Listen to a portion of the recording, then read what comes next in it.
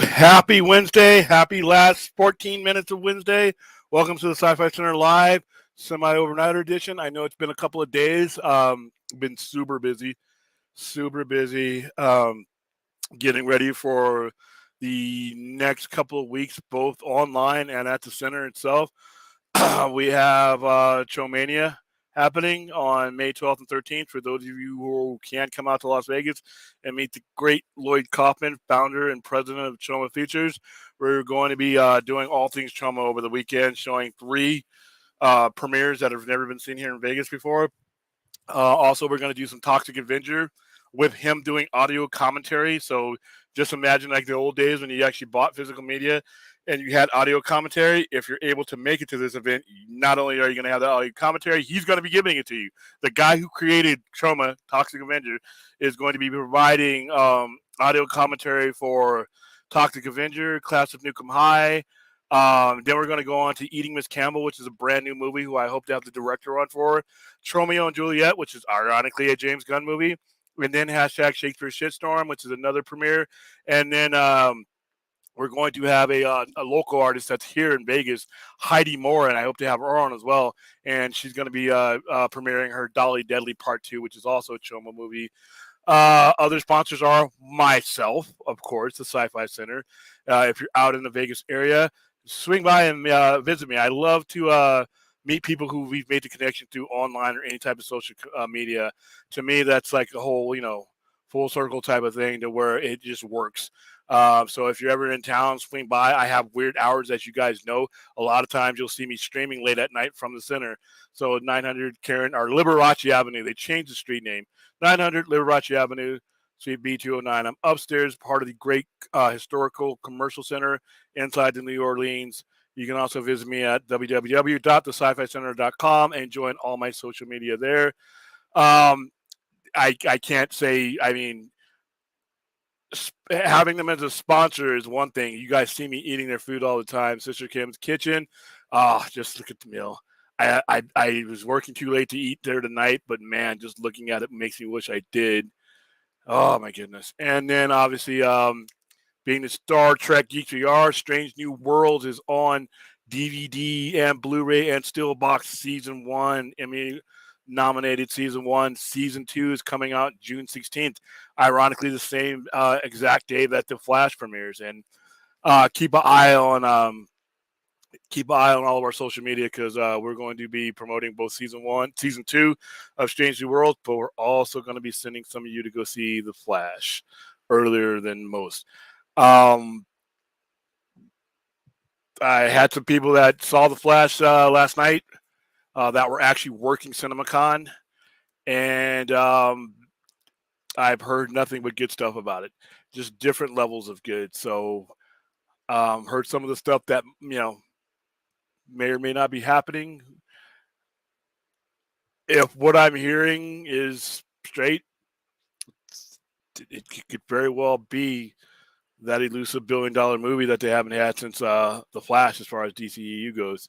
And once again, before we get on, wishing and restoring and doing any of that, let The Flash have its run in theaters. Let it make all that cash that I think it's going to make and support the hell out of it. Like I said, good business people don't turn down money. All right. All the ones who've done so will usually get fired. So, all right, let me go to the chat because this is going to, oh, wow, my goodness. You guys are already hating on me. How you doing, Spider-Man? St. Clinton. Hey, St. Clinton, I hope you're able to make it to Chomania since you are here in town. I'd really like to see. I think you'd have a lot of fun with that. How you doing, Larry? Long time no see, man. Finished watching Captain Marvel. Wasn't bad in my opinion. I don't know why people have a problem with it, and hope you're doing well, my friend. Hey, Flash. I just thought it was a mediocre movie given the talent that was in it. I like Brie Larson, and I love Samuel L. Jackson. And the Skrulls are absolutely one of my favorite collective enemies. I have single enemies like King's one of them, Magneto, things like that. But as far as like collective alien race enemies and conflicts, the Skrulls, since I was a kid, have been my favorite. And I just don't think we got a lot out of them. Now, I understand it was a bit piece that they were going forward with, and it had to fit somewhere, but I just and it also set a precedent for me for a mediocre movie like that making $1 billion, and it just upholds that inflated standard. Wasn't a horrible movie. I didn't feel like I wasted my time with Captain Marvel. I just didn't think it was anywhere near what it could have been, and I thought it was just a filler movie. Now that might change with Marvel because every time a sequel comes out, I take a step back and look at the overall work. Same thing with Blade Runner. I had lived with Blade Runner for 35 years until they released Blade Runner 2049. Now I take a step back and look at the whole story as a whole. So that may be the same thing as I see more of Captain Marvel. And my opinion about the Marvel, the whole Marvel situation, or Marvel's situation improved with the TV series, Miss Marvel. So, like I said, if the Marvels comes out and it's a good movie, I would be able to take a step back and look at the whole trilogy, I guess you'd call it, a little bit better. I am super psyched about Tremania. I hope I'm going to. I'm working on figuring out how I'm going to do that. I know we're going to have Lloyd Kaufman and all the principal directors and makers of the movies, the local movies that are in indie movies that are brand new that are going to be going out. We're going to have them on our shows. I'm trying to work out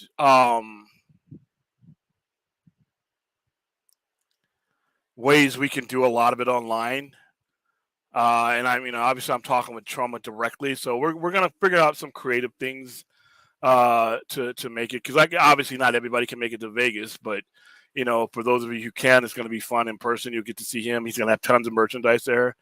Whenever Lloyd Kaufman comes out to visit us, he brings out some really kick-ass merchandise. I mean, a lot of the stuff is just being made now to be sent here. We have some specific merchandise that we're going to have just for this event, like Tromania t-shirts, things like that, posters that he'll be able to sign for you. The poster that you see on the image, we have a brand new one that's coming out that's going to be exclusive just for that show. And each night will have a different poster. So night one will have a different one, night two will have a different one, and then we'll do autograph sessions with them. And maybe I'll do some giveaways online while you're there. But I'm definitely going to try to integrate both our YouTube channels into Tromania. I just got to figure out how to do it and make it cool. So, yeah, definitely going to make it happen. How you doing, Max? Long time no hear, man.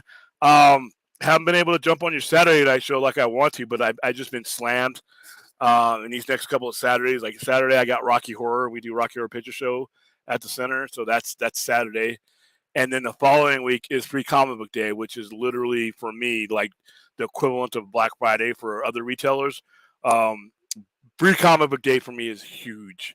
It's huge, simple because Vegas is a small city, but everybody has their local comic book guy that they go to. They make that connection. Like I have people that come to me. We have several, spread out throughout the valley that people have that connection, and that's their guy. Free Comic Book Day is the one day where everybody gives other stores a chance just for a little bit. Even if I'm not going to get you as a hardcore customer, because you're loyal to that guy, and I can appreciate and respect that loyalty. If I can get you a hardcore, loyalist to another store to step into my store just for a couple minutes, meet me, make a connection there. Hey, you know what? You'll still go to that guy for your main stuff, but when you're in my end of town, hey, maybe you'll stop by me.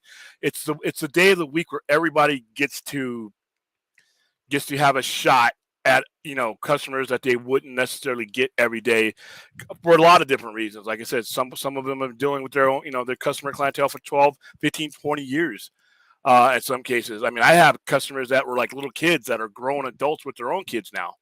So and then you have gas prices and that. If you have a comic book store, most people go to the comic book store that's within where they work or within range, gas mileage range, or where they live. I'm in the dead center of Las Vegas, right outside the Strip. So for me, to have the opportunity to introduce myself to, a whole new clientele is kind of cool. So, and like I said, a lot of people, even though you're giving away free comics, most of the people who come in pick something up. So it's a pretty big day for me, and I'm getting ready for that. So, how you doing, Darth Snarkus? That's the first time I've seen that name. Hey, what's up? Just forgot your name. It's William. Yep. Yep. Max. Movie Madness Entertainment. How you doing, Chappie? What's going on, man? Yes. Yes, I love Mad Max Fury Road. I wish there was a quicker sequel to it. I mean, I wish we got more from it. Um, I'm a big Tom Hardy fan to begin with, and Charlize Theron is one of my all-time favorite actors. I think one of the most underrated movies she ever did, and I hope we get a sequel, is Atomic Blonde. I love Atomic Blonde. All right, Chappie. The Flash response seems to be about 98% great. Cool to hear you've heard the same from folks who were there. Machete also talked a bit about the Flash possibility. Like I said, guys, I mean, everything that we've done to get more of what we like, you can all be proud of that stuff. Hopefully, you've done it in a way that's doesn't make the fandom look really bad. But if we want anything similar, or if we want to affect what James Gunn is going to do further down the line, or Warner Brothers, anybody, if you want anything to go one way or another, you have to speak to these people in the language that they speak in, and it's cash. Cash. All the hashtags in the world won't mean anything if there's no cash to support it. If you like Sasha Kaye as Supergirl, and you know that James Gunn has another Supergirl coming up, but you think that, what, why can't we have both? A lot of people say, well, that's too confusing. But you know what? They're speaking in the language of bullshit. If you speak in the language of cash, cash is universal. All right? Old people, young people, middle-aged people, people who don't speak English, people who speak English, people who speak thousands of different languages, we all know what that cash means, dinero. All right? You can have a whole bunch of people tell you, well, they're just going to end that. RIP this, RIP that. That language doesn't mean jack.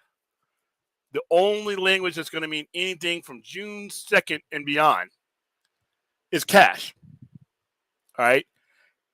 Cash in math will make every pundit and everybody who told you one thing look like a dummy in an instant. We can sit around YouTube and say, well, this will never happen, and that's too confusing, and RIP this. All right?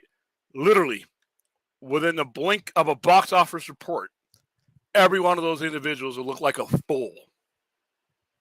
Because no one is listening to pundits over money in this day and era. They did that once. They did that back when the Hamada regime and the Tishihara regime and all that. And guess where those guys are at? Those guys are gone. All right. You speak cash to a company that is $40-some-odd billion in debt when they took over. Trust me, cash is loud. All right. Cash is like that, the lady at the opera singing, and all the pundits are going to be like, the audience. That's it. So Flash 2. Oh, and remember, everybody, Ezra Miller's, done, right? He's never coming back. I'm not going to go see Ezra Miller. All right, come on. If this movie does what I think it could do, let's knock on wood, what I think it can do, what it sounds like it could do, there's no way you can, count the possibility of Ezra Miller returning as Flash. All right, and there are some really heavy-hitting YouTubers out there that I respect the hell out of that are dead set on that Ezra Miller's done in Flash. None of them are the accountant for Warner Brothers Discovery. All right. Do you not use Ezra Miller again because the 2% of the internet that gives a crap about what he's going through is up in arms? No. Continue to say math is undefeated. And if the math is in Ezra's favor, that's another win for math. Not saying it could happen. Who knows? But I think, like I said, all the speculation, none of it matters until we see that first weekend, or we see, the tier 3 weekends. If it doesn't drop, there's a lot of factors, because that tells you that the familiars that are connected to this universe can still draw. Warner Brothers is a business. YouTube, Twitter, punditry, it's a business, but for themselves. All right. The heavy hitting YouTubers that have hundreds and thousands of followers don't pay one red cent towards Warner Brothers Discovery's debt. So it's going to be interesting. But yeah, I would love a Flash 2. I would love. And by the way, listen, I'm excited about what James Gunn has to offer. Creature Commandos, you know, if I'm around, I'll watch it. But Supergirl, World Woman of Tomorrow, I love that series. All right, All-Star Superman, some of the things he has planned, I'm interested in. And actually, more than I think about it, I kind of want to see these things. But at the same time, I don't see a reason to flush everything else down the toilet. That's like flushing money down it. Literally, let's flush dollars down the toilet. Why? This is the time where corporate greed is our friend. Make money over here, make money wherever you can grab it. You know what? I don't think it needs to be an all or. I think it needs to be and two, you know, both. I think we can do what James Gunn has planned out. And I think we could resolve and follow through these other things until the money runs out. Now, if you release something and, you know, Flash 2 and it doesn't do as well, or doesn't, okay, then the money's not there. The math isn't there. But I'm one of those guys who wants to wring that rag out of all the cash I can get. All right. And that's the business of show business. So Flash 2, all this stuff is a possibility. You know, like I said before, I'm just waiting to see if the Flash, let's just say the Flash does $1 billion or somewhere near, give or take $100 million, I guess. Do we at least entertain the next step in this universe? Now, I'm not saying what they should do, but the question should be asked in a boardroom somewhere. That's what I'm thinking. Pretty fly for a Filipino guy. How you doing, man? I love your name, by the way. All right, cool, man. I'd love to have you. I think, like I said, this thing is going to be a lot of fun. Every time Lloyd comes out, it's fun. But this time we're doing a lot. We're doing a lot in a 2-day period. So, Darth Snarkins, hey, homeboy, like, be very, very quiet. I'm hunting rabbits. Oh, Elmer Fudd. Hey, Will, wanted Dr. Doom to be the next villain for Phase 6 and 7, not Kang. What are your thoughts on it? Well, I don't know. I know Kang is going to be the next one, but I think Kang is necessary for the story that they're telling. I think Dr. Doom will be there. I think Dr. Doom eventually will be there, probably closer when they release Fantastic Four. But I think to align everything that they're wanting to do, I think Kang is important. I don't think Kang is going to be the end-all, be-all, but he's going to be a very important link to what they are doing. So, you know, so yeah, Kang is already here. They've already started. Hopefully, Jonathan Majors gets all of his stuff settled so that he can, you know, get there. But I think they would recast him because I think Kang is too big. I think there will be a certain arc where Kang it ends, and then it's the next step. So yeah, you may very well get that. Fourth 1000, how you doing? William, you know anyone who grabbed the full script for David Ayer's Suicide Squad? No comment. Let's see. Neurotic and Geeks and Gamers are in Vegas now. They should be hitting all the local comic stores. If they hit me, hopefully they hit me. Well, I'll be there tomorrow and I'll be there Saturday. So, cool. Yeah, they're probably coming to make fun of mine. All right, now, in fact, I want to do a tour. Hopefully, I hope to have my all my stuff set where I want it to be before Free Comic Book Day, because that's really the day that I really want to have everything dead. And then the 4th, May 4th, be with you. I want to have the Star Wars section all stocked and ready, because I actually want to do a May 4th stream from there, and then the Star Trek section. So cool. Hope to, like I said, I always want to meet people that I know online if I can meet them. Yes. I actually got. I'm kind of mad. I didn't get a lot this year because we were switching where we got our books from.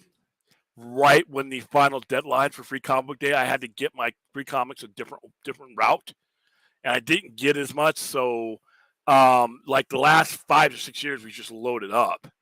But because of the fact that we were doing it differently this year and different distribution, I basically had to go a different route. And one of the reasons is why is because the way I structure my books and the way I order, it's not a lot different because of the clientele that I have coming in wants different things than like the neighborhood stores want. Like I get different requests that I didn't get like when I was out like in the neighborhoods.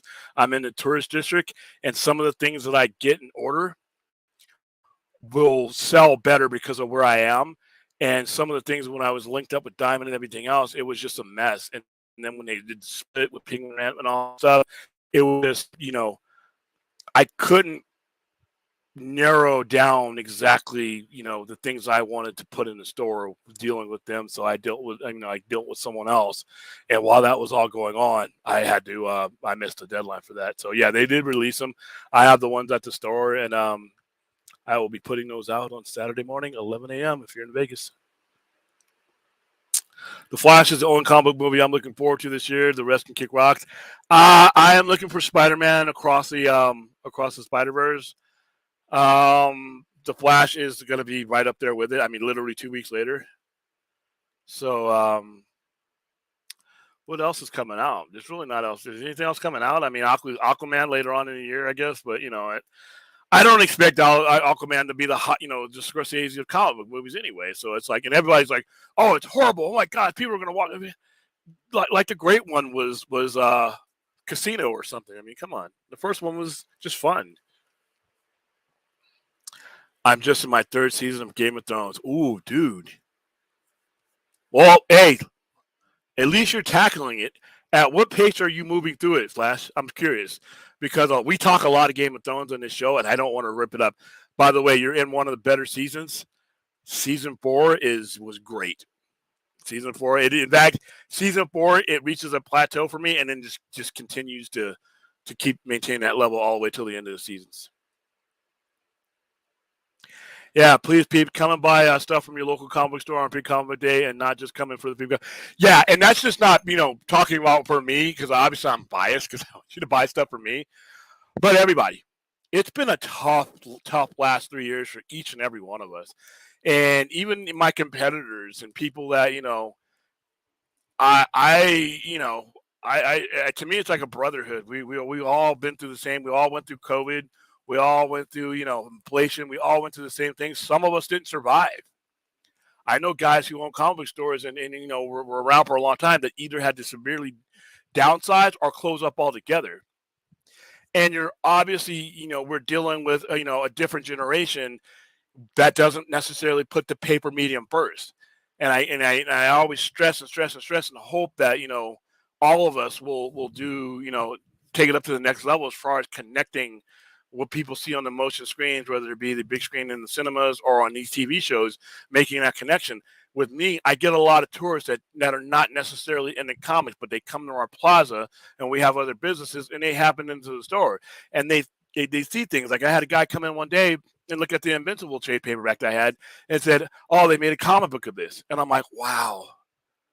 All right. They'll go in there and they'll see, oh, I loved Tom Hanks and Road to Perdition. They made a comic book about that. I'm like, nah, yeah, comic book came first, and then they'll see all these things. A lot of these guys, Iron Man to them is Robert Downey Jr.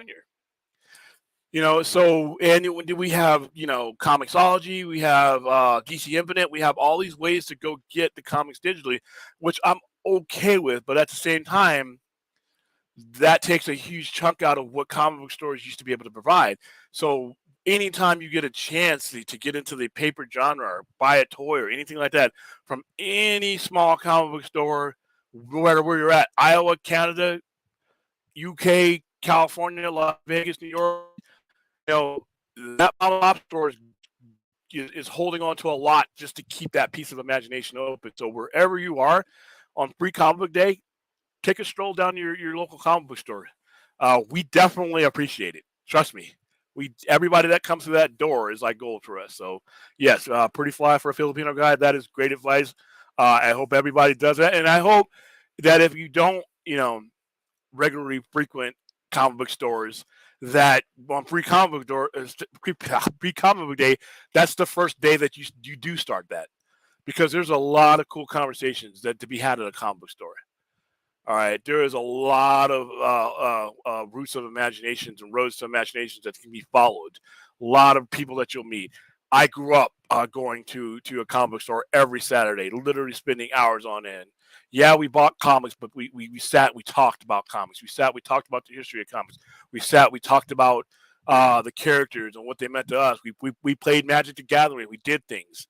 It was a place where weirdos like me could come and be together and not be, outcast.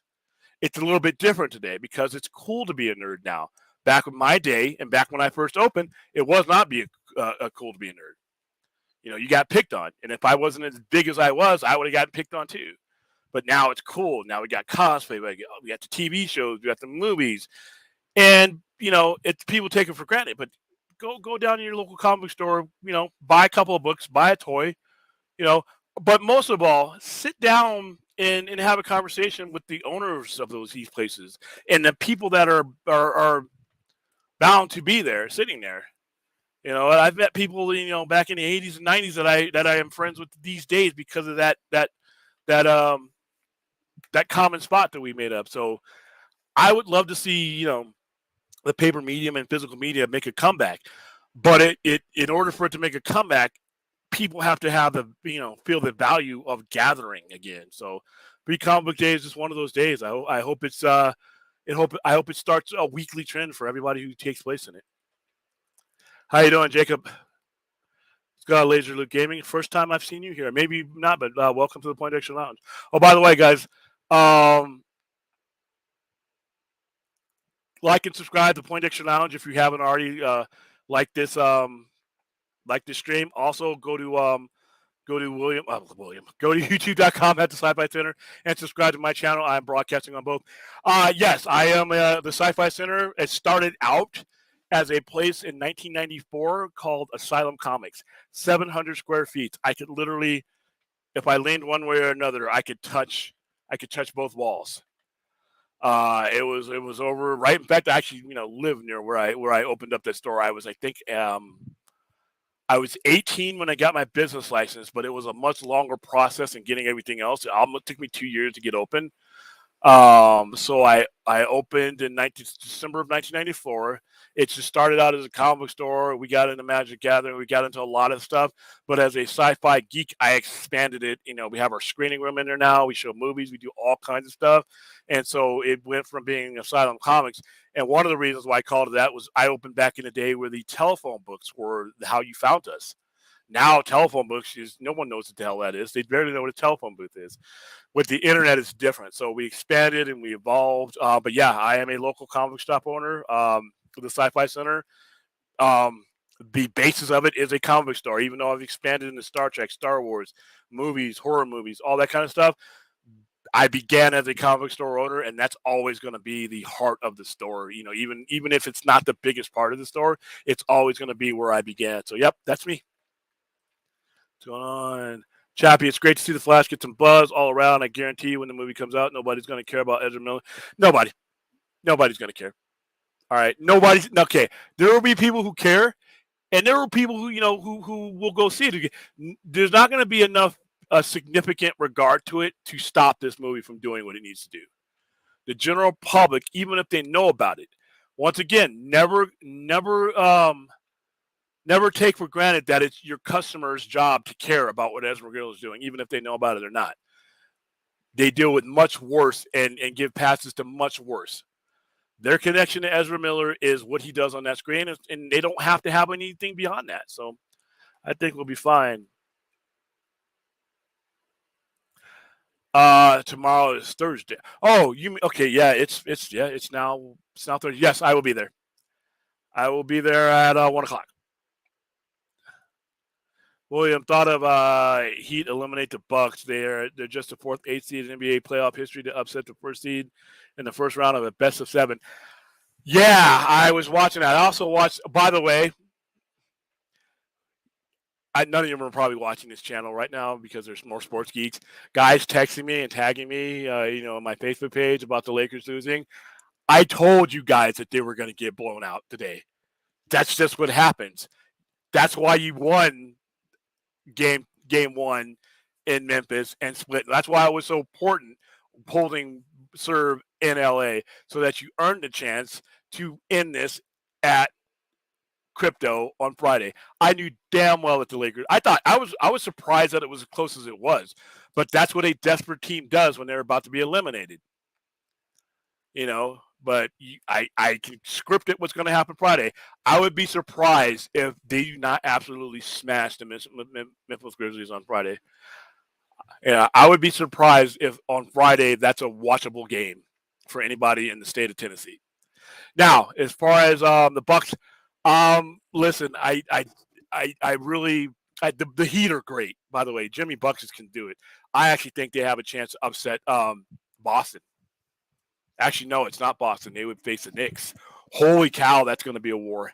But I don't know how different the series would have been if Giannis had been 100% and had he not missed those games. Did he miss 1 or 2 games? One of the best players in the world who carries their offense and their defense was missing.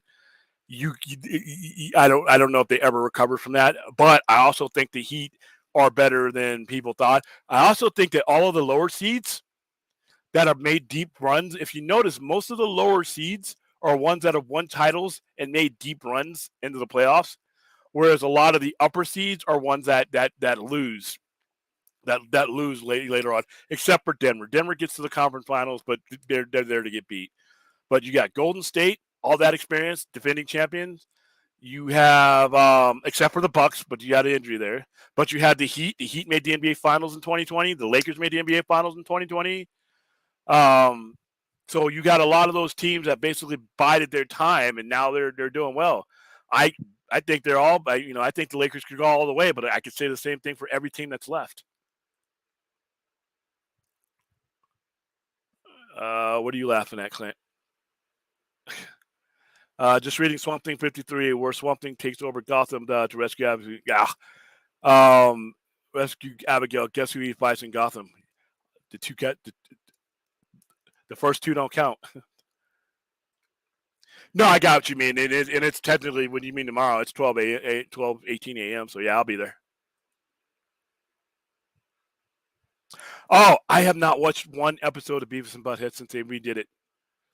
I've heard good things about it. I just haven't had the time. And I have Paramount Plus, obviously, because of Star Trek. So, I don't know. How does it compare to the original stuff? No? Is it like Frog Baseball again? No?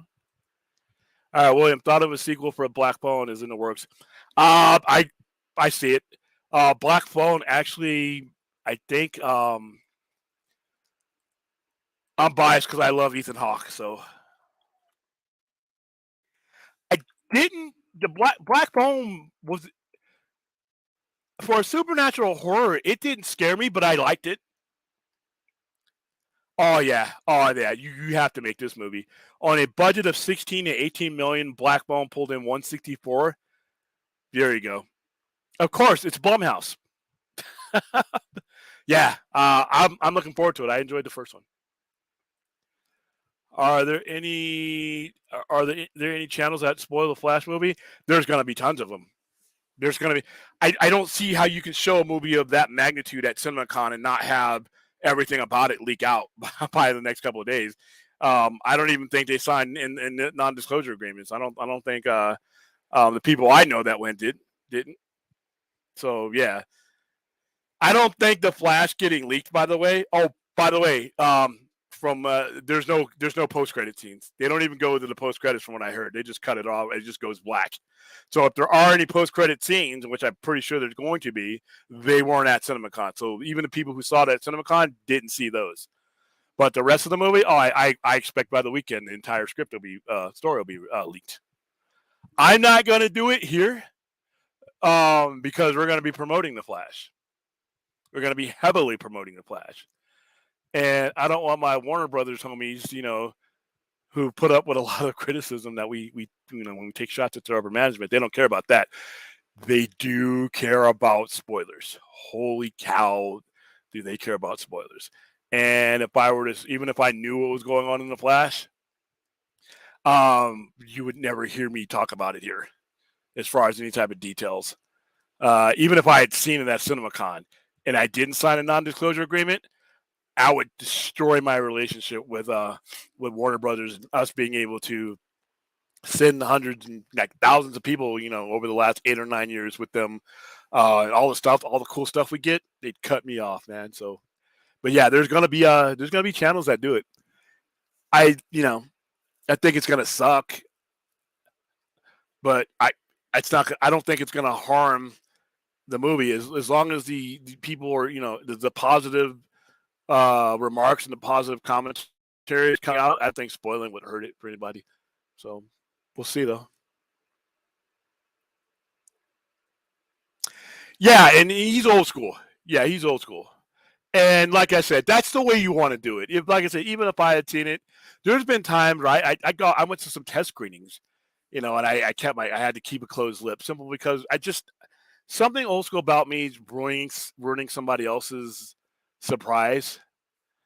Is these days they leak stuff on purpose to get you hyped about the movie, but there are certain things that in movies that are a little bit more cool surprises. There's a lot of I heard there's a lot of surprises in this movie. So so Rob's old school, but yeah, I think this movie's gonna make a lot of money. I think, and not only that, I think it's gonna make a lot of money. I think it's gonna give the DC fandom a positive supercharge, and I think that the suits are going to get a chance to see, because all they've seen of a lot of people now is whining and protests and boycotts and stupid stuff. I think that with this movie, I think they're going to get the chance to see the positive side of all of our fandom, and I think that's going to be a cool thing. Yeah, exactly. Just what I said. Exactly. Just to give us something to talk about positively, positively instead of dwelling on stuff. Even James Gunn's slate is actually something fun to talk about, but it's 2 years away, man. I can only talk about something for so long if it's that far away. I need something that's here now. William thought of a Alita Battle Angel sequel talks are underway. Producer John Landau assures Alita Army is all good. The plan to incorporate new technology and techniques from Avatar Way of the Water. Good. That's another one whose box office I think justified its success. So I wasn't a huge fan of Alita Battle Angel simply because that's just not what I'm into. But from what I saw of it and what I've heard, people liked it because it stayed as true to the genre as possible. Not a subject matter expert on that, but that's what I heard from a lot of people who tried to get me to go see it.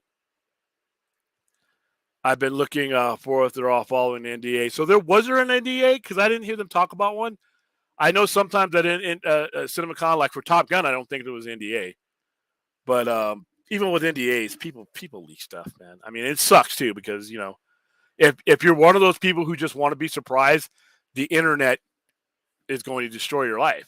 Where are you going to go if you have one or two leakers online? Where you use the internet for your daily life, and some of you run businesses through the internet. How are you going to go anywhere on social media if there's a leaker out there? Because that's going to spread like wildfire. So that's why I mean, I know why they showed it at CinemaCon to get the theater exhibitors excited about it, and that's where they decide how many times they're going to screen it. But there's a lot of other people that are not theater exhibitors either that don't have the discipline. So I think I would be surprised if the whole thing ain't leaked out by the weekend. But if I come across leaks, I'm just going to dismiss them. I'm not going to, even if they're true, I'm not going to. I said, what goes on in the Flash is never going to be a topic as far as like what I would hear. We're going to just continue with the speculation and breaking down the trailers, because even if I knew, I don't want to ruin it for people. And like I said, it would, it's kind of a sensitive thing. Don Quickset was right. Keep tilting. Okay. There's plenty of way to count. This is the end for the Flash. Zack Snyder Justice League will receive, but they called it a cold sack. Yeah, but you're talking about idiots, though. All right.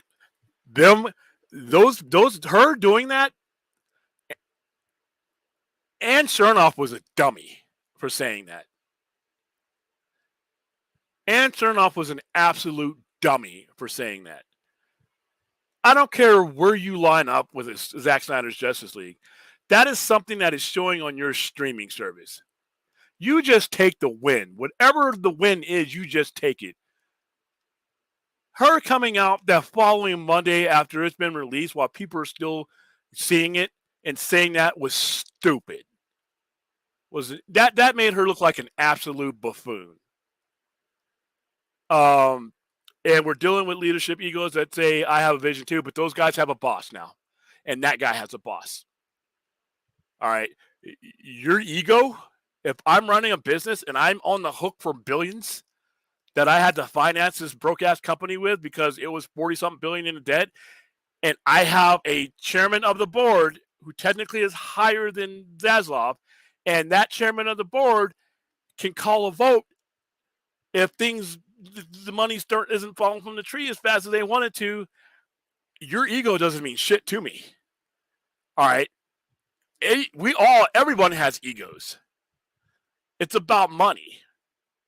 All right. Money. Your ego can go take a flying leap in the face of money. And now there are bad businesses where the ego has destroyed the potential for revenue. Those guys are gone. All right. Those guys got chased from the company. And guys like that get chased from every company. We all have egos. But when your ego gets in the way of making money or potential revenue streams, your ego is going to get you, in the unemployment line or replaced or marginalized real quick. So there's really no way to account that this is the end for the Flash. The only way you're going to account for the end of the Flash is if it doesn't make money. No YouTuber, no pundit, no Twitter head, no Facebook warrior, nobody on the internet is going to give you a justification. That means jack shit when put on the same table as money. Simple as that. If the Flash makes money, there's a good chance, more than a good chance, that you're going to get more. And that's with anything. I can make Fourth 1000 takes Manhattan. If I spend $50 to make Fourth 1000 takes Manhattan, and it makes $1 million, guess what's going to come next? Fourth 1000 takes Vegas. And if that one makes money, guess what's going to come after that? Fourth 1000 takes Miami. All right? And it's not going to matter what I say about the movie. It's not going to matter what I think should happen with the movie. Nobody's going to care. All right? This is a retail environment. People are hired and fired and retained based on revenue. There is no way to account the end for the Flash other than money. All right. So if someone makes a decision contrary to money, not saying that can't happen, but let's look at the people who've done that with Warner Brothers since 2013. Let's look at the people who've made dumb moves in the face of making money. All right. I believe that none of them are in their positions currently. And that's any job. You go to any job, any franchise, from a lemonade stand all the way up to a toy store. It doesn't. If you make decisions, business decisions, based on things that are not money, you're usually going to go out of business, or the owner is going to fire you before you can lose him more money. We've already seen what happens when Warner Brothers makes decisions contrary to money. Shazam. That was a decision made contrary to what the money said. That movie didn't justify a sequel. Black Adam, period. Just the stature of Black Adam in DC Comics in general did not justify a movie being made. A decision was made contrary to money. Look how that turned out. Birds of Prey, Harley Quinn, all these things were made with visions and egos, and they all flatlined. And those people, for the most part, have been pushed aside. So, like I said, I caution everybody just to take lean back in your seat and just wait. The Flash bombs, that will account for the end of Flash. But if the Flash doesn't, like I said, all these talking heads, including my own, you have to listen to a word I say. I'm not the accountant and the financier for Warner Brothers Discovery. They'll listen to him. All right. Zaslav's shareholders were going to listen to the financiers, the lenders, the shareholders. They're going to listen to all those people long before they listen to anybody on YouTube or Twitter. And that's really all we need to wait for right now. Decision day starts on June 16th. Monkey Jeeves, I thought there was no NDA. I thought they could just talk about it. I'm not sure. I didn't even ask the guy, that I knew that went if there was NDA. I didn't even ask. I just assumed that there was just, because there's 6,000 people that saw it. So it's not like when we go to test screenings or anything like the small screenings where we have to sign in and do all kinds of stuff, where if anything leaks, it's such a small crowd that they can pretty much pick off who did it. There's like a lot of people. That's the Caesars holds like 6,000 people, and it was packed. So any one of those 6,000 people, you can't tell me that one of those 6,000 people isn't going to leak it, NDA or not. I just, William Donald Sigourney Weaver says she won't be reprising her role as Ripley. There was an Alien film that I really wanted to do with Neil Blomkamp, and we didn't get to do that. Yeah, she did. She's getting up there, though. She's getting up there. I mean, the time, and unfortunately, the time is coming. I saw the premise of that, and I think I wish it would have been made.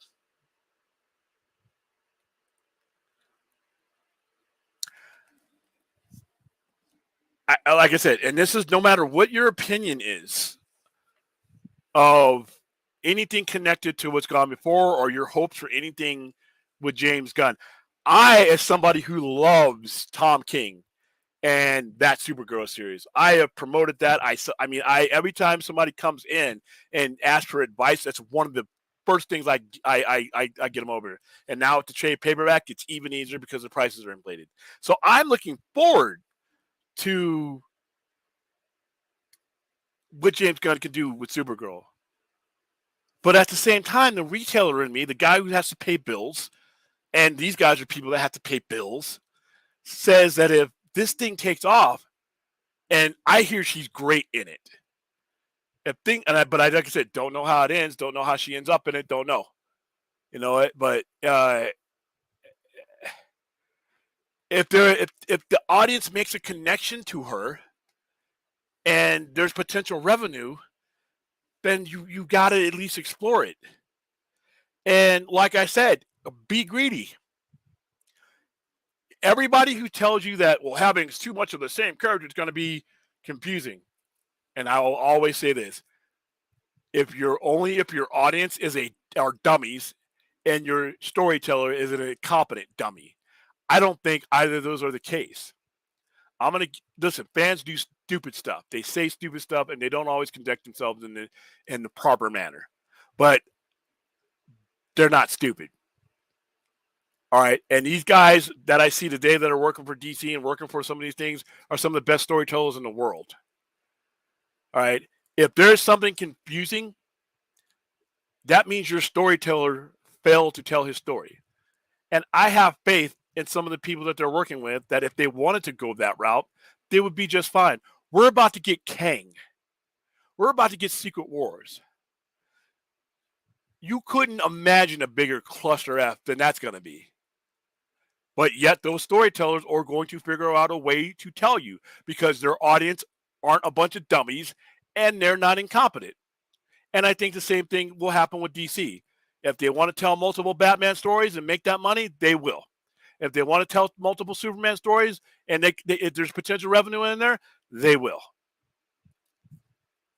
It's just that simple. So I agree, Steve-O. WBD will have, they don't have to do anything, but if they, like I said, you're going to have to look at where it's trending and where it's going. All this stuff we're doing with James Gunn is in pre-production, 2 years away. You may, I don't think it needs to be an either or. I think it could be an and too. I mean, you know, you have these movies that are coming out every 2 years. There's plenty of space. Are we going to stop making the Batman movie because we're about to watch a movie with two Batman in it? What if Fossil Batman makes a connection again? A lot of people are loving Keaton. You know, a lot of grown ass man babies that are my age are having their 2000, their 1989 nostalgia trip, which is fine. I'm in 2023 Batman, but all right. What's gonna happen if somebody says, you know what, I want to see another Batman? What happens if a lot of people say they want to see a Batman movie? Are you gonna not make a Michael Keaton movie just because you got Robert Pattinson here or you got, Ben Affleck here? No. All right? People who aren't dummies find ways to make that stuff work. That's literally their job. So I think the Flash movie could literally, it should. I'm not saying it will, it should open up the door to possibilities. And all those possibilities mean the money. How you doing, Droga? I've been asking people that saw it for cameos. I wouldn't even share it. I just want to know. I hear there's cameos, but like I said, I don't have specifics. And, you got to figure every superhero movie these days has cameos, even the bad ones. How you doing, Draga? Jacob McKenzie. William, thought on Coyote versus action movie still happening according to James Gunn. That has the potential to be absolutely hilarious. When I first mouthed the words Coyote versus Acme, when I first heard about that, I'm like, sounds stupid. Now that I've seen a couple really stupid Fast and the Furious movies where they basically are doing that, you know what? Go ahead, man. Do it. What's the worst that could happen?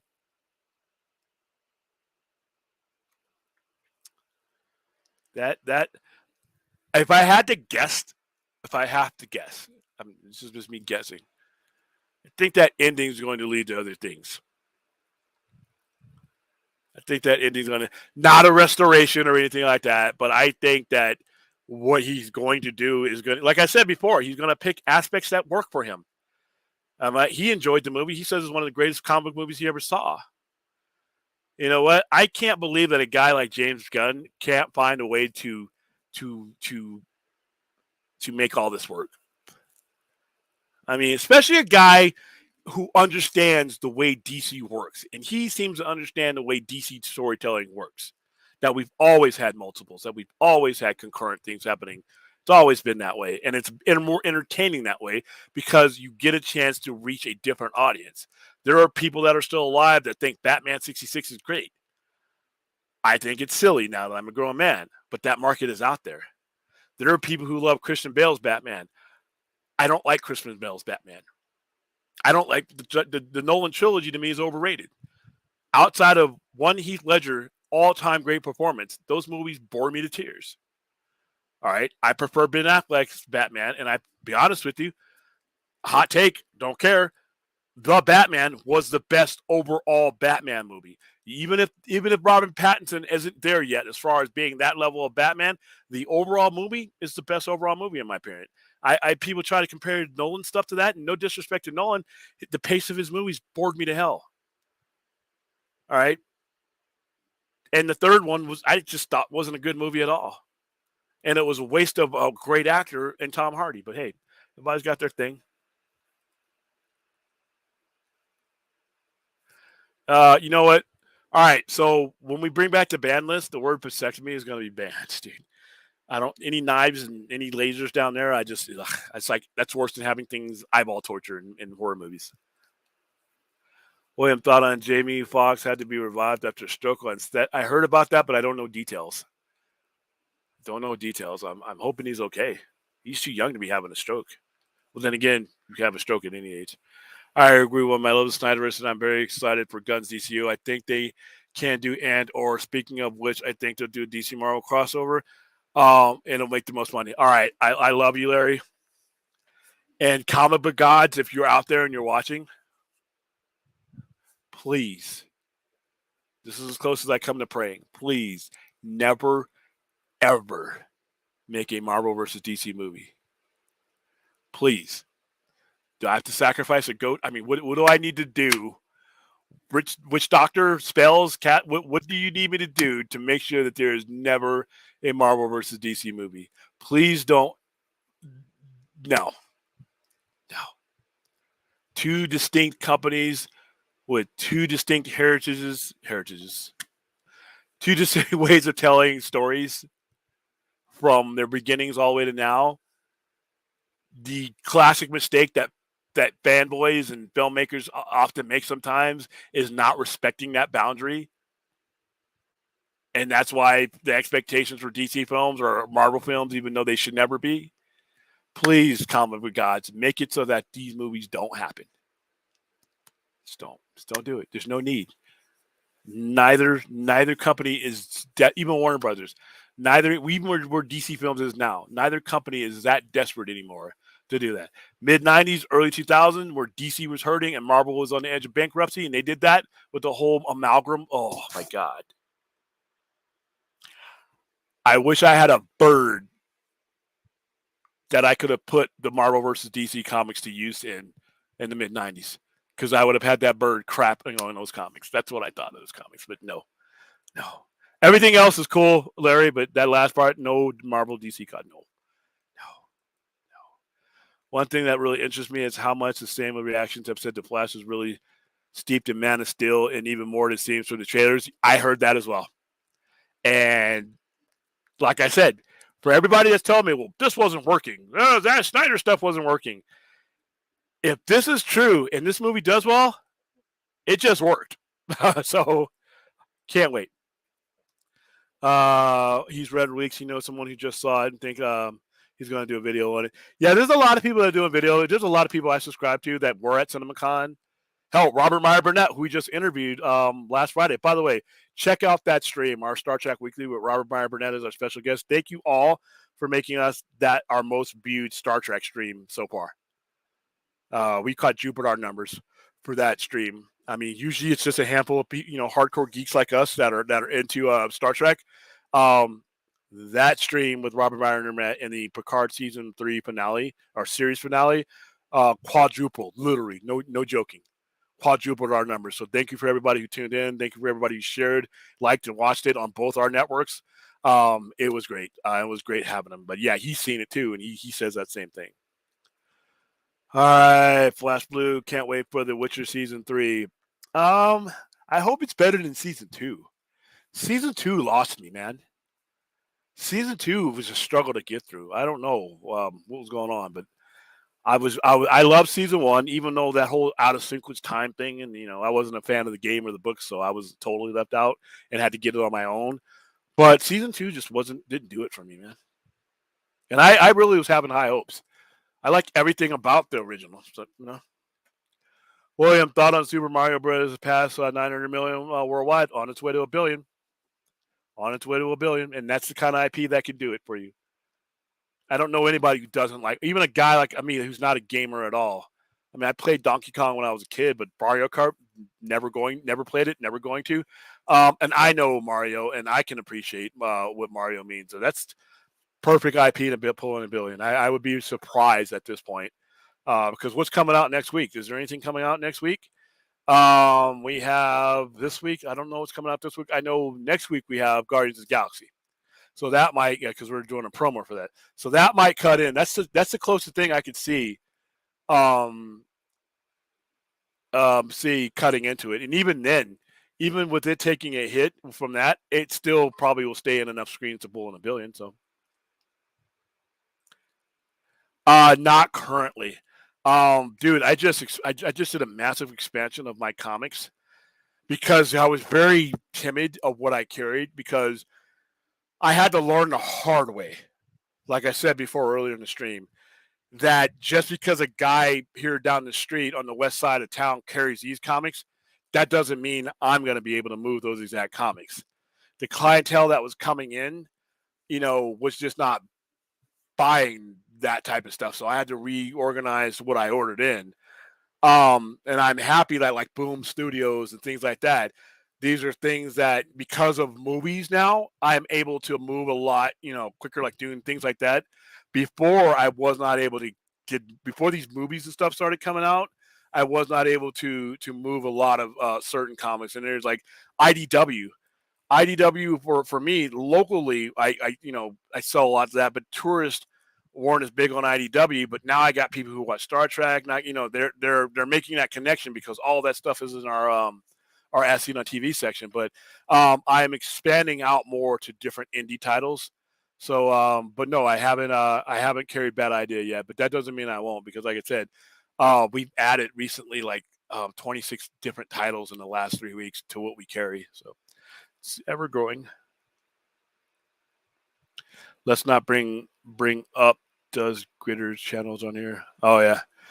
Like I said, if you're spoiling it for somebody, I just don't, like I said, I hope you guys don't do that in our chat or anything like that. But most of you haven't seen it. But even if once you guys see, because there's going to be pre-screenings and there's going to be other screenings that this will all leak out. But just do yourself a favor. Just don't be that asshole that does that. How you doing, Aaron? Kung Fu Panda.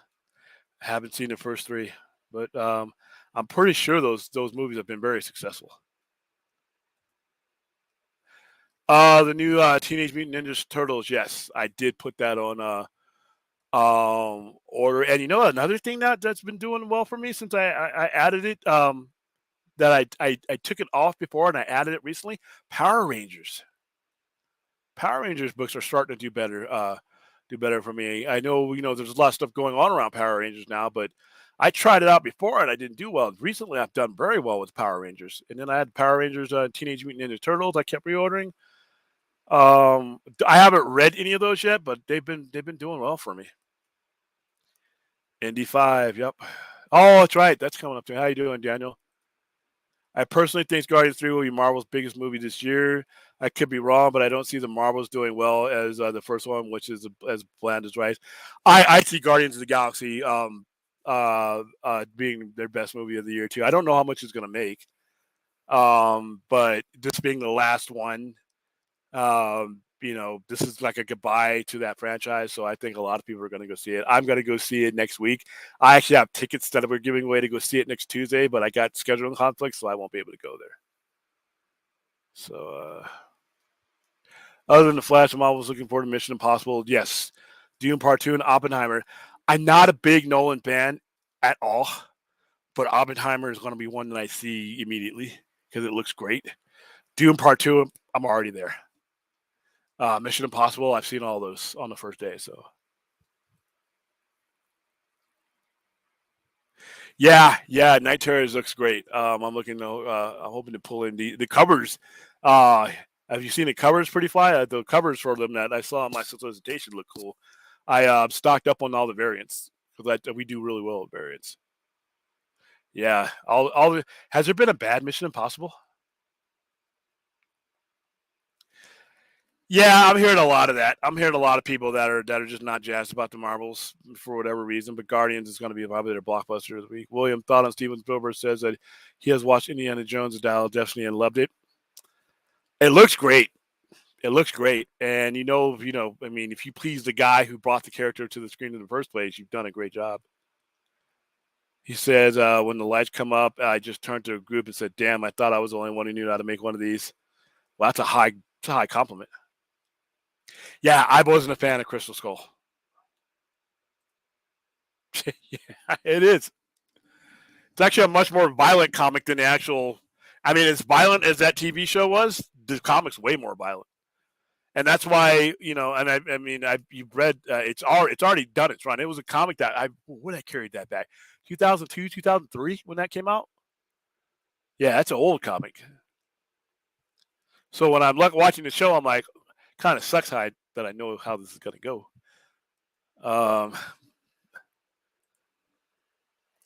Yeah, and I get people who they obviously know Iron Man is a comic book character, but they just don't identify with the comic book version of him. Robert Downey Jr. is how they saw them. Does anyone recommend a TV show for me after I finished watching Game of Thrones? House of the Dragon. If you're talking about if you finished Game of Thrones, all 10 or all 8 seasons, go right into House of the Dragon. And after that, there's a couple different shows I could read. A show called Fringe. It's on Netflix. It's a J.J. Abrams show, but it's a great J.J. Abrams show. It's one of the better shows on TV. There's a lot of good things, but if you're done with season 1 of Game of Thrones, go right into House of Dragon for season 1. What do you think of the Marvel app powered by Comixology going bye-bye? I haven't heard too much about that. Is it being replaced with? Is it being incorporated into something else? I don't like to see anything go away because somebody else might enjoy it. But for me, as like I said, I'm in the fight to keep paper medium relevant. So, but at the time, I understand some of these comics are super expensive too. So you can't always go out and buy an Amazing Spider-Man 238.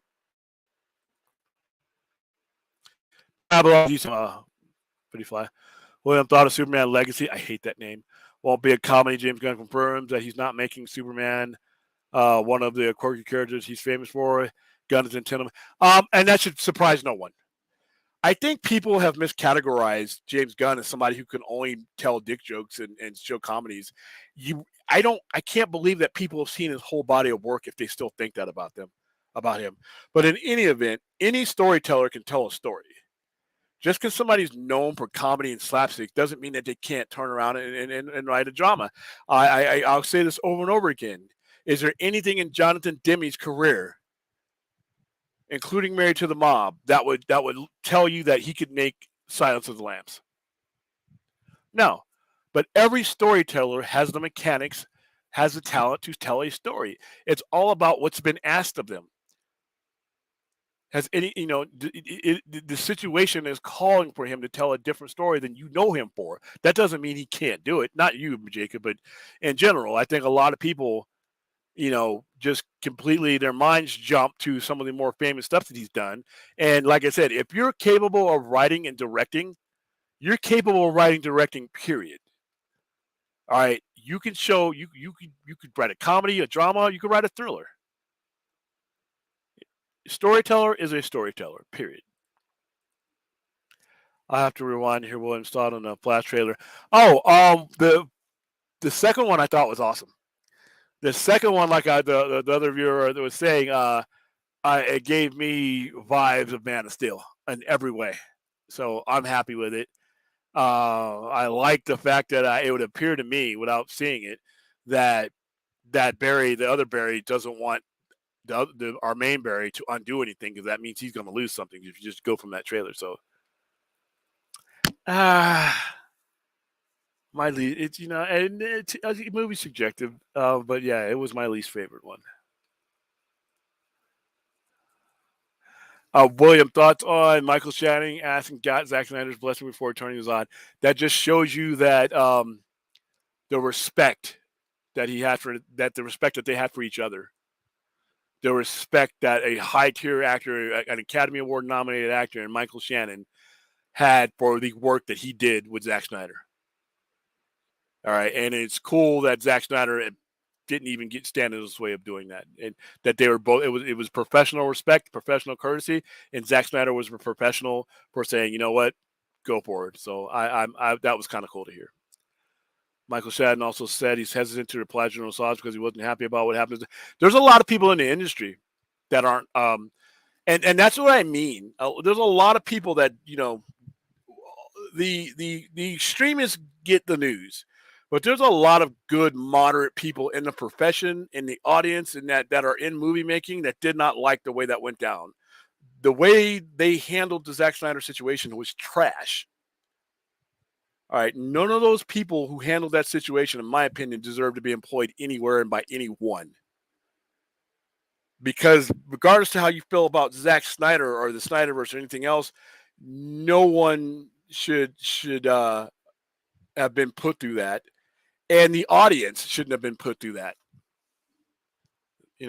Their disorganization, that particular crew's disorganization, Hamada, all those guys, Toby Emmerich, all those guys, and the way they carried it on after the initial poor decision making, all those guys were basically showing you why not to come work for us.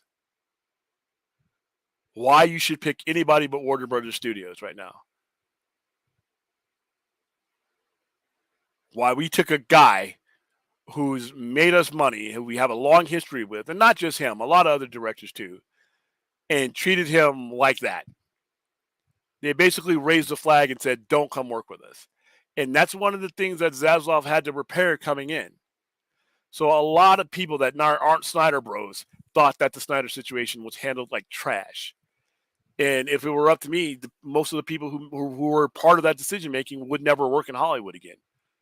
Obviously, I have zero power, but there are a lot of people in a lot of circles who thought that the way that was handled was garbage. And I can't believe that it didn't make, you know, that didn't have an effect on people's decision making when it came to Warner Brothers projects and potentials for them being part of them.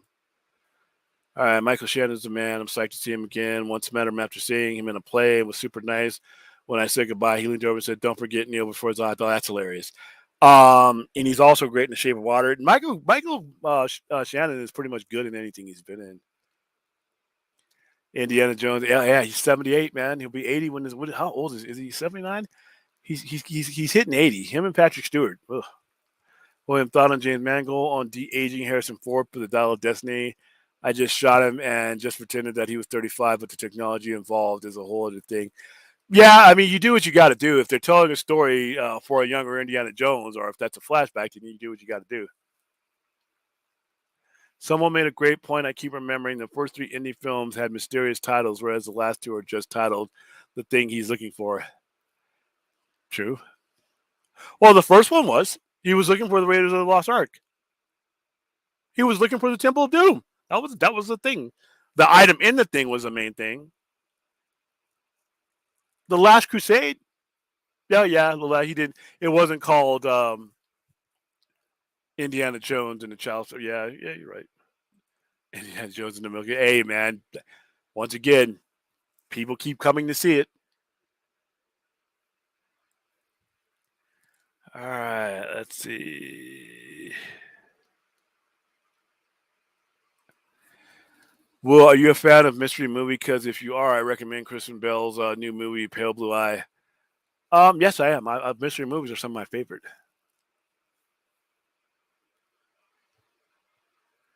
All right, I'm going to jump around to some of these because I'm about to wrap it up because I am a bit tired and we still got a big week. I wouldn't doubt it. Yeah, and Diebeard too. I actually enjoyed. I know there's a lot of heat against James Gunn. Peacemaker grew onto me after episode 3 and into episode 4. Peacemaker grew on me. I actually enjoyed Peacemaker, and I like Jennifer Holland, and I like those characters. I don't mind seeing those characters around. Yeah. William Donald Peter Safran says Ezra Miller gives an amazing performance in The Flash, with Andy Muschietti adding that they are one of the best actors they've ever worked with. Yeah, I heard that as well. And like I said, I just can't wait to see the reactions of how the Flash, if it is what I think it's going to be, how it's going to change all this, how it's going to, create a whole new conversation and hopefully a positive one.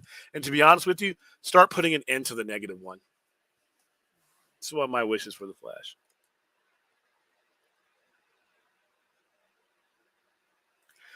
William thought on Denny Villeneuve says Dune 2 is more of an action-packed war movie. Yeah, because the point of the story, of the Dune story that they're telling, is war-torn. It is very violent. It is very big, expansive battles. So yeah, if you've ever read the Dune books or you're familiar with the Dune franchise, the stories we're about to go into are the brutal war fighting parts. And you had some battles in the first part. You have all out war in this new one, and I can't wait.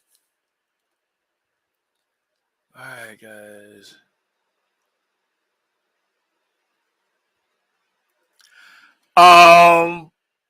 Campia's review was actually the one review I believed when he said it's not the greatest comic book movie ever made, unlike the other pundits. But here's the thing, and I dismissed Campia's review not because I'm dismissing him. I'm also dismissing people who say it's the greatest comic book movie of all time too, simply because to each one of us, the greatest comic movie of all time is going to be a different bar. All right. Some people are not even going to have some of my movies in there. I think Brandon Lee's The Crow is one of the great comic book movies of all time, just based on accuracy, tone, and everything else. There's going to be a lot of people who don't have that. All they're going to have is Marvel and DC in theirs. So if somebody comes out and says that it's not the greatest comic book movie of all ever made, and then somebody other here says it's the greatest comic book movie ever made, neither one of them are going to mean as much to me until I see it, because my criteria and what I consider to be the greatest comic book movie ever, my top 5 are going to be different than John Campion's. I can't tell him what the greatest comic book movie he's ever made is, and he can't tell me. So his review is based on his opinion of where that would sit, which is fine, but I have to dismiss it just like I would have to dismiss the other ones. I've heard enough people say it's great that I've heard enough people compare it to certain things that I think that are going to put it on a high bar. But if my top 5 greatest comic movies of all time are not even close to his, or vice versa, his opinion about that, I have to dismiss that. You know.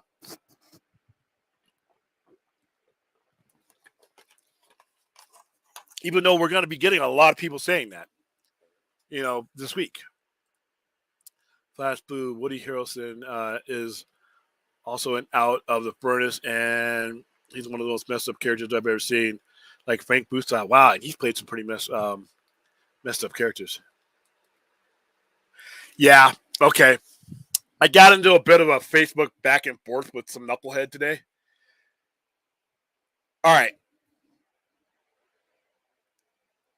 David Zaslav is standing in front of a lot of theater owners, theater distributors, and everything that is connected to theaters and cinema. What the hell is he going to tell them? That you guys are all going to go out of business, or that we're going to prioritize streaming? Of course, he's not going to tell them that. That CinemaCon is the event he made that statement out is for them. But here's the thing, and this is coming from somebody who enjoys the theater and the movie going experience. I would want to see Blade Runner 2049 anywhere but on the largest screen I could. Dune 2, Arrival, all these movies. But here's the reality of the situation. Is financially, for the customer, it's just not viable. Things have gone up. Prices have gone up. Wages are stagnant. A lot of different things have put a constriction on people's daily financial situation. If you have a family of 4 and you're the primary breadwinner, it costs a lot of money to take people to theater as frequently as they were before streaming. Now, there will always be a place for the cinema and the big screen. It's never going to go away. But I think when people, think that they're not going to prioritize streaming, I think that's just fantasy. All right? I think it is just fantasy. Because if you do the math, if let's say the average median, HBO Max, let's say they have 75. Let's say their eventual goal for the next year is 80 million subscribers, right? And 80 million subscribers, and they're paying, what's about 15, 16 bucks? Let's say 16 bucks. All right, so you're going to tell me that, let me bring up their average price.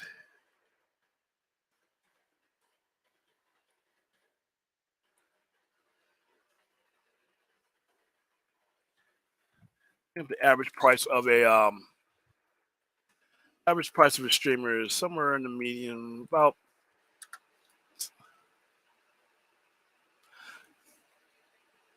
all right.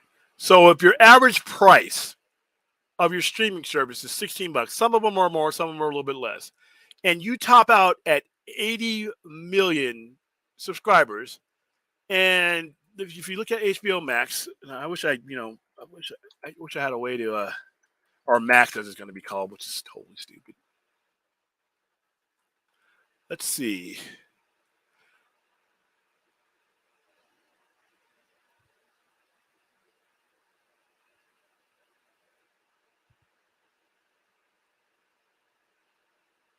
So right now they're in that range. And within the next year they'll be in that range. So 80 million subscribers times 16 bucks. That's $1 billion a month, roughly. 1,280,000,000 a month. All right. That's almost 14 billion a year just off of maintaining that subscriber base. There is no franchise. There is no set of movies. Not Marvel, not Disney, not the Fast and the Furious that could give you that type of revenue on a monthly or annual basis. And when you think about the streaming, when you think about the theater, it's great when we talk about, well, this movie made this much, this movie made $1 billion. But I, as a distributor or a studio, there's a lot of people at the table that have to eat before I get that money. I don't get that $1 billion. The theater gets their cut. If the distributor and the studio are separate, they get their cut. All right, the people who we borrowed the money for to make that movie, the finance, the legendary, all those guys who put forth the initial cash to help make that movie, they get their cut plus interest. So by the time you get your cut, a lot of your profit margin has been eaten into. Now, we know these guys are greedy. So, but when you put something on streaming, you're cutting a lot of those middlemen. Now, I'm not saying everything should go on streaming and that the theater should be. That's stupid. I'm not saying that. But at the same time, the reverse is just as dumb. To exclude that, I think, is crazy. Not every movie is going to be a Top Gun Maverick. For every Top Gun Maverick that you waited to hold out for the theaters, there's going to be a bunch of movies that are going to need to make their money somewhere else. And then this whole, well, if you put the movies in the theaters, then you should always put them in the theaters, and it brings your streaming service more value. A lot of these movies aren't going to be made if that's the circumstance. A lot of these movies, and a lot of good art, a lot of good horror, a lot of good low budget movies won't be made. People aren't going to be able to justify the cut that they're going to have to take in advertising revenue, everything else that they're going to have to put into it to put that movie just so that it can break even. Whereas on a streamer, because you're eliminating a lot of those middlemen, you at least get that movie made. And for me, I would rather have a chance to see that movie on some platform than never see it at all, because it couldn't justify the numbers to actually get it on a big screen. So when he says we're no longer going to make direct-to-streaming movies, I don't see how that's sustainable. Not in today's market. Not with people's buying habits and things. You know, like I said, financially, it's just not the same as it was. And I heard somebody try to throw at me, well, Amazon and all these guys are losing money because the pandemic's over and streaming is not the way to go. No. All of those streaming services, every single one of them, including HBO Max, Paramount, all these guys front-loaded their money and made initially huge investments with the complete knowledge that at some point they were going to have to draw back and bounce down. But just like in any business is going to have startup costs that put you in the hole. And as you go on and as you get your survivability down, you trim down. Like, you don't, like, every time you see a restaurant open up or a bar open up, they overhire. They have a bunch of people in there, and as the time goes on, they realize what they need. They lay off people. They restructure things. That means they're losing a lot of money? No, that just means they're dialing down to meet the needs of the business. And I don't see why you would ever say that we're just going to eliminate the possibilities of direct-to-streaming movies. Those things, and he says that they don't add value to it, but he's looking at it in a linear term. And like I said, this guy's a major CEO. You want to call me a dummy compared to him, that's fine. But as a customer of a streaming service, of all the streaming services, you're saying that because you can't draw a direct correlation to a movie being released on streaming to new subscribers. The biggest thing about these streaming services is going to eventually be retention, because there's only so many people in the world that can get a streaming service or buy a movie ticket. Eventually, you're going to cap out. So retention is actually going to be as important, if not more important, than growth. So maybe compared to Zazov, I'm a dummy. I can see that. But I don't, even a dummy, I don't see how that's sustainable other than a speech at CinemaCon. Because eventually, if you want to make your, like, especially in Warner Brothers' case, with the debt that they have, you are want to strengthen and highlight that constant revenue stream. If you know you got $14 billion a year, you can lay out all your stuff and say, this is what we can spend, this is what we can justify, not just based on a single movie. Like me saying Jacob McKenzie strikes it rich, saying, well, just because Jason McKenzie doesn't do this or that it shouldn't be made. You create a pool of entertainment that keeps people there. There's a lot of things on HBO Max people are seeing for the very first time. Some of the stuff's been out 8-9 years. I think it, once again, it doesn't have to be either or. I think it needs to be both. And all these guys that are saying, well, it's because of the pandemic is over, we need to go back to the theaters. You know what? I'm still going to go to the theaters, but the pandemic wasn't just the reason why we went this route. They were always going to focus on streaming. It's just that the pandemic sped it up. And it's not about, like I said, it's not about just people, go, it's affordability.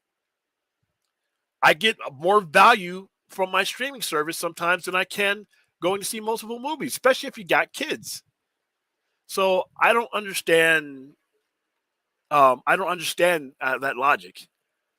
I just don't understand it. Like I said, I mean, David Zaslav is the CEO. I like some of the stuff he's done, but I that's like, to me, that's like saying, you know what, we got light bulbs and electricity, but we're going to continue to use torches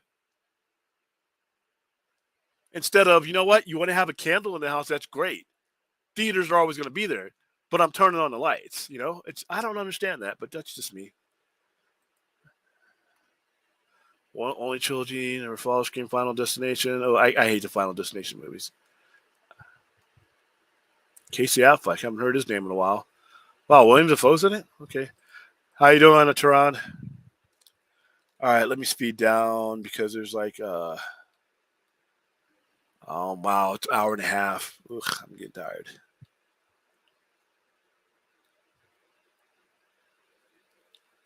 Yes, we do. We needed this a conclusion to Ridley Scott Prometheus trilogy. Aliens Paradise.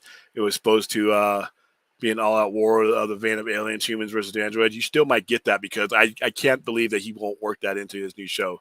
He's the boss, though. We just started a 5-film story arc starting fourth 1000 WBD, and we just made you $1 billion franchise. There you go. To Will and everyone, who's your most anticipated movie of 2023? The Flash.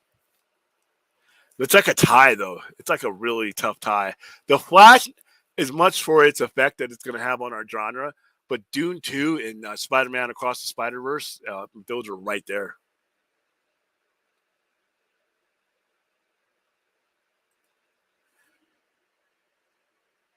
Yeah.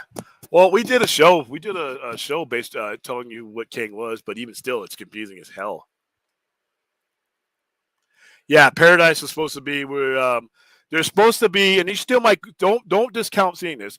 The engineers, there was a war between the engineers.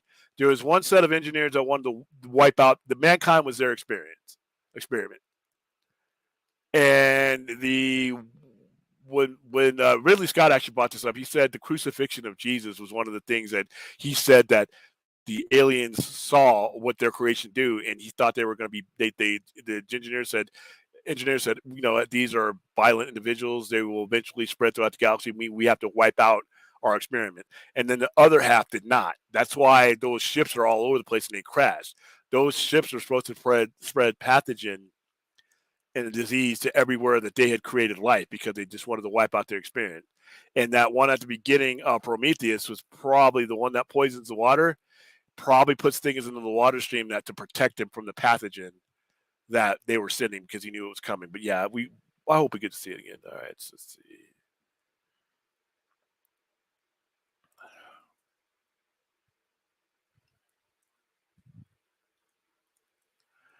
All right, guys. Oh, wow, man. V for Vendetta is great. Watchmen is great. The Crow is great. Road to Perdition is great. A lot of people don't know Road to Perdition is a graphic novel. That movie's a lot of fun, but I'm not going to put it as the greatest comic book movie ever made. It's a lot of fun, especially when they're beating the hell at each other and the coins are flying out. All right.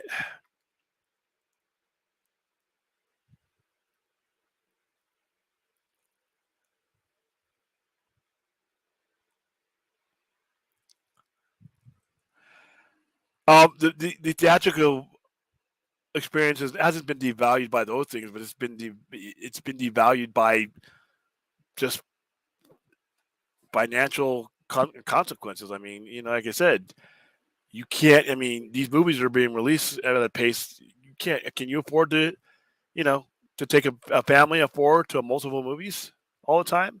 That's why a lot of people are, even the ones that you put on theaters that go to streaming, they're probably going to get more eyes on them on the streaming service because people are going to have to make a decision. Do I want to see this movie or this movie? You know what? They're both going to end up on streaming, so I'm going to go to one. So right there, you cut your theater revenue in half just by the consequences of modern time.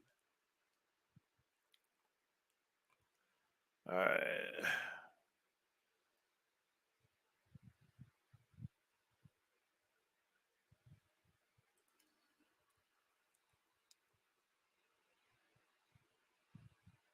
Well, yeah, and once again, though, but here's the real money is okay, but who gets that money?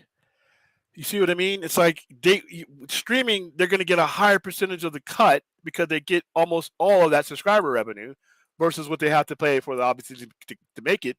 But they get a higher percentage of their money back than than the theater. I mean, it's just the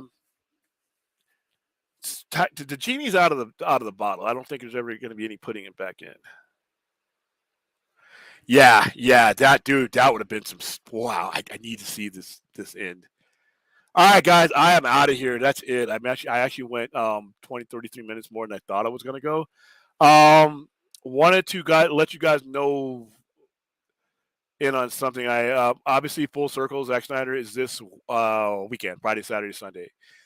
And I knew we were going to be a part of it. I just didn't know where and when until earlier this morning. And the Nerd Queens have let Nerd Queens.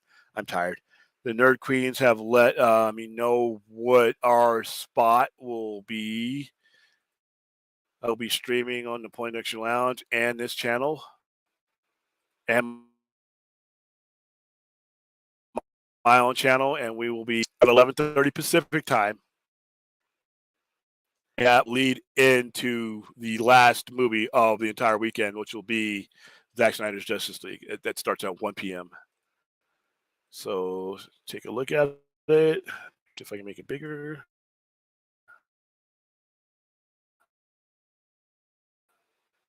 Oh, there I am.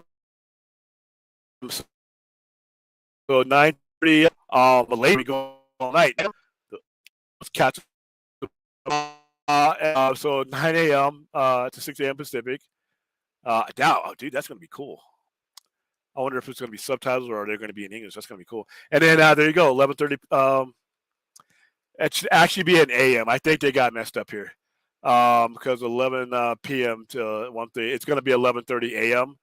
11:30 a.m. to 1 p.m. So I'll be on for an hour and a half right before 1 p.m. is Zack Snyder's Justice League. After that, they'll be doing their Q&A, and then there'll be a wrap-up show with the Nerd Queens after that. But yeah, we will be streaming. We will be doing whatever we can to raise money for the Foundation for Suicide Prevention. That's a very, very, very important cause. That's a very important charity. I'm just happy to be a part of it. Like I said, logistically, I could not be there even if I got tickets because of everything that's going on. But I'm just happy to be able to be a part of it. I really enjoy most of the people that I've met along this Snyder Road. It's why I'm even on a show right now. It's because of the people who I've met. There's a camaraderie there that I think is special, and I think the cause is special, even without Zack Snyder's Justice League, even without all of this, giving resources to people to make better decisions when it comes to mental depression, mental illness, and even the consideration of ending their own lives. To be able to make a difference in that is really important. I'm going to assume, that a lot of you have known somebody who's taken their own life, or known or been within 6 degrees of separation of that, and that just that one person having that happen changes the trajectory of everyone around them's lives in a very negative way. So, for us to be a part of raising money for a very good cause, and to be quite honest with you, showing the jackasses who always like to take shots at us that there's a lot of good stuff that we've done individually and collectively. You guys want to harp on the extremists and the crazy people who conduct themselves as psychopaths. This forces them to take a look at what we really are, and that's a good force for good, or a force for good, a force for betterment, and a safe place where people can go and for each other.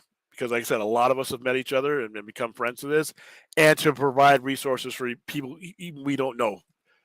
These funds that we'll be raising this weekend will go to, people, all over the United States. It'll be divvied up between local AFSP, international, or national, because I know there's a national chapter because we've dealt with them. So every dollar is going to go for what I think is a very important, especially as a combat veteran myself. What a lot of combat vets go through, and what it's like. The BA is strained and stretched right now. So some of those people will be the beneficiaries of these resources that we raise this weekend. So it's very important. So, all right, guys, that's about it. I went way, as usual. I lost control. Went way longer than I should have. But it's very important that we put that out there so that you guys know, to be not just watching us at Point Diction Lounge and the Sci-Fi Center, but if you can, watch all of it and donate to all of it. If you don't, if you're not donating during the show I watch, donate to it doesn't matter. I'm just here as a window for you guys to throw money at, and I'll have the link embedded into the link that they're going to give me. I have my own link for the normal one, but for this particular fundraiser, they were going to send me a link. They're going to send me a backdrop, so you don't have to look at all this. And but I will see you tomorrow. Tomorrow at 1:00 for why can I remember the name? Help me out, Jeebus. Pop Culture Minefield. I'm tired. Pop Culture Minefield. I should have had the link in here, but I think Jeebus put it in there. I'll be there at 1:00 for about an hour. Then 8:00 we'll do our Star Trek show. I have sent out the links to certain guests that I've been trying to get on for a while, but their work schedule has kind of precluded it. But hopefully I'll get an answer. Otherwise, we're just going to talk Trek. We're going to talk Trek, and then we'll do our Saturday Night Overnighter, and then we'll do the Full Circle event at 11:30. So I will see you guys plenty over the weekend. Stay safe and have a great morning.